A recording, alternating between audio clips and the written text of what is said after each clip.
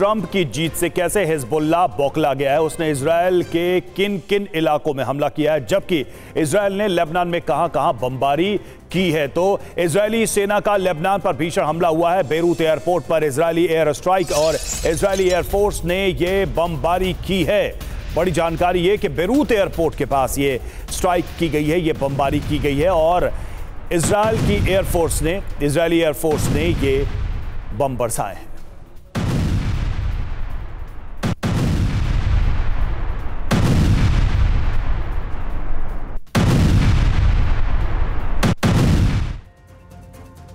Donald Trump के जीतने पर इजरायली सेना खुश है। ट्रंप की जीत के बाद इजरायली सैनिक ने खुशी में दागी है गोलियां, हिजबुल्लाह के ठिकानों पर बरसाई गोलियां।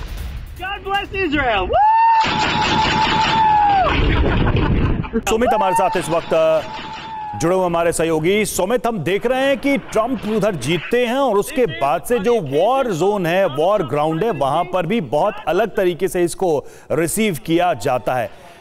इजराइल और इस वक्त जो लेबनान में चल रहा है, यानी कि मिडिल ईस्ट में जो चल रहा है, उसका सीधा सीधा इंपैक्ट क्या दिखाई देने वाला है ट्रंप की जीत के बाद से?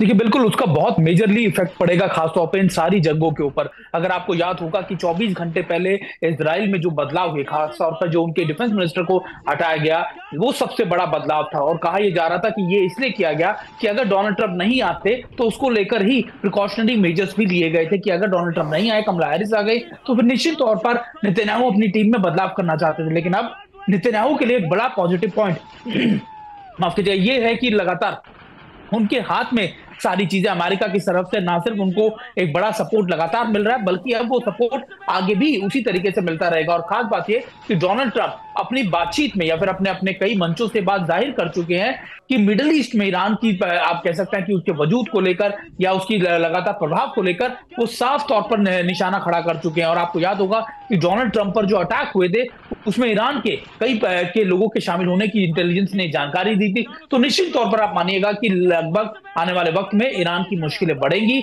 लेकिन यह भी तय है कि डोनाल्ड ट्रंप पर अब यह भी प्रेशर होगा कि वो कैसे लगातार जो युद्ध रोकने की बात वो कहते आए हैं, वो कैसे इसको सुलझाते हैं। क्योंकि मिडिल ईस्ट में लगातार अमेरिका की दखल या फिर उसकी जो मौजूदगी थी वो बहुत कम होती जा रही थी, उसके पैर जो थे उखड़ते जा रहे थे। खासतौर पर ना सिर्फ ये बात कह सकते हैं कि इराक के अंदर आपने देखा कि हमने किस तरीके से अमेरिकी सोल्जर्स को अगले साल तक इवैक्यूएट करने की पूरी तरीके से बात की जाएगी। तो निश्चित तौर पर कई बड़े बदलाव किए जाएंगे, मिडिल ईस्ट में सीधा प्रभाव उसका होने वाला है। बिल्कुल, बहुत शुक्रिया आपका सुमित पूरी बातचीत करने के लिए। तो देखिए, कहा जा रहा है कि डोनाल्ड ट्रंप के सत्ता में आने के बाद से युद्ध में कई तरीके के बदलाव भी देखने को मिलेंगे।